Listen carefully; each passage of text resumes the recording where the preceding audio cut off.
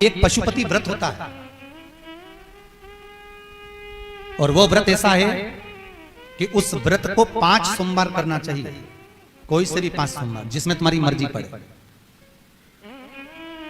ऐसा कौन सा काम है जो पशुपति व्रत से नहीं हो सकता? जब पशुपति अस्त्र मात्र भगवान राम के तरकश में रखे होने पर लंकाधिपति रावण के प्राण निकल सकते हैं, तो जीवन का वो कौन सा सुख है जो पशुपति व्रत से प्राप्त नहीं हो सकता? बस उसका नियम है 5 सोमवार करो।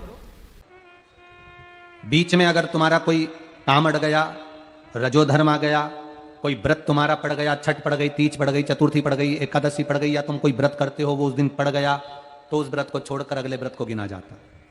सुबह पूजन की थाली लेकर मंदिर में जाते हैं, भगवान का अभिषेक पूजन करते हैं, थाली लेकर वापिस आ जाते हैं, उस थाली को अपने घर में रख लेते हैं, उसी थाली को शाम के समय फिर वापिस मंदिर में लेकर जाते हैं, उसमें 6 दिए रख कर ले जाते हैं घी के, प्रसाद एक कटोरे में जिसमें भी लग कर ले जाना है, 3 हिस्से मंदिर के अंदर उसके करे जाते हैं। दियों को मंदिर में जमीन पर नीचे रखा जाता है, 6 दियों को प्रसाद के 3 हिस्से कर दिए जाते हैं, शिव जी की पूजन कर दी जाती है।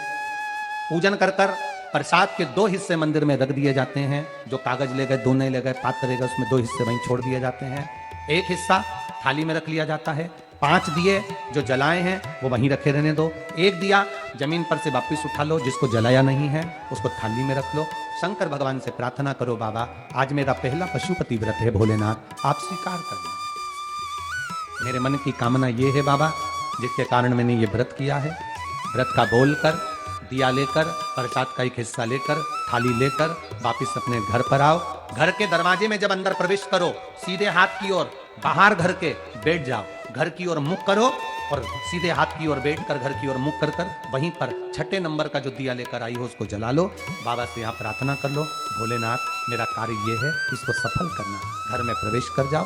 भोजन करते समय सबसे पहले जो प्रसाद का 1 हिस्सा तुम मंदिर से लाई हो, पहले उसको भोजन के समय पर पहले उसको खाओ, इसके बाद फिर भोजन करो। अपने प्रसाद के हिस्से में से किसी को प्रसाद नहीं देना।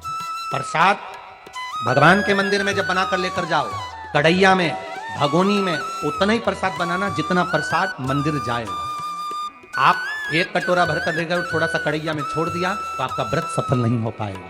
प्रसाद उतना ही बनाना, अगर ज्यादा बना है तो ज्यादा ले जाना पड़ेगा, कम बना है कम ले जाना पड़ेगा। प्रसाद कढ़ैया में, पात्र में छूटना नहीं चाहिए। जो शंकर जी के लिए बनाया है तुमने, उतना की उतना पूरा लेकर जाना पड़ेगा। ये नहीं कि मैं बच्चों के लिए थोड़ा बना के छोड़ जाऊं, बच्चों के लिए थोड़ा घर वालों के लिए बनाकर छोड़ जाऊं, ना, जितना बनाए सारा लेकर जाना पड़ेगा। इसलिए उतना बनाओ जितना तुम्हें मंदिर में ले जाना। पात्र खाली होना चाहिए, तब उसको लेकर जाओ, 3 हिस्से करो, 2 हिस्से मंदिर में रखकर 1 हिस्सा।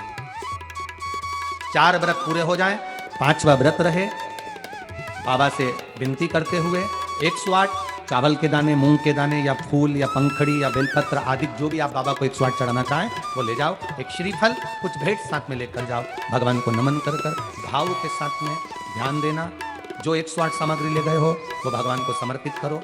नारियल और भेंट 11 रुपये, 21 रुपये, 51 रुपये जो भी तुम लेकर गए हो, वो जो जलाधारी है, जलाधारी का मतलब होता है ये जहां पर शिव जी का शिवलिंग रखा है, ये जलाधारी, ये जल, नारियल भेंट इस जलाधारी पर कभी नहीं रखना चाहिए।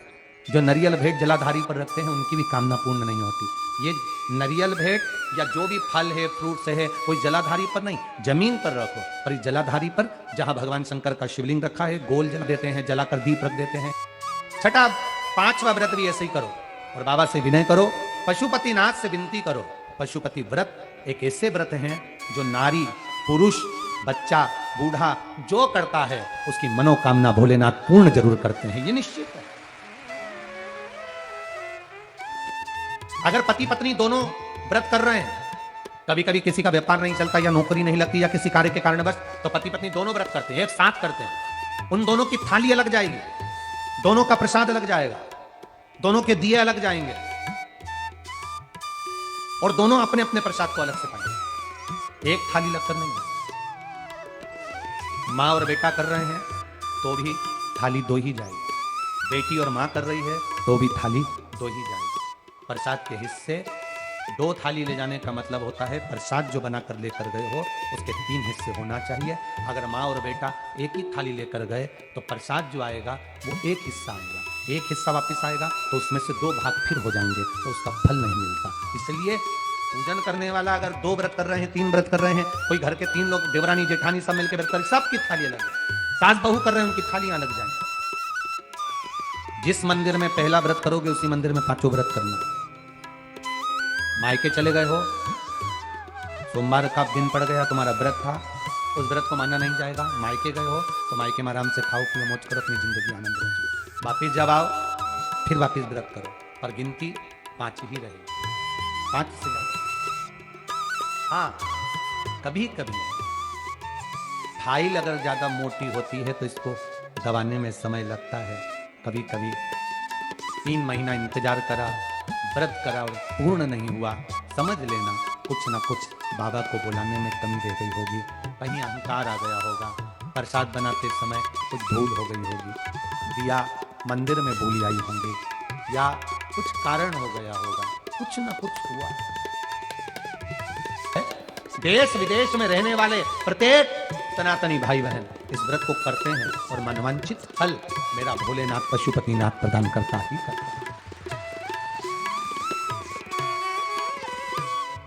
कई लोग उसको गुनगुनाते रहते हैं, जय पशुपतिनाथ हरे।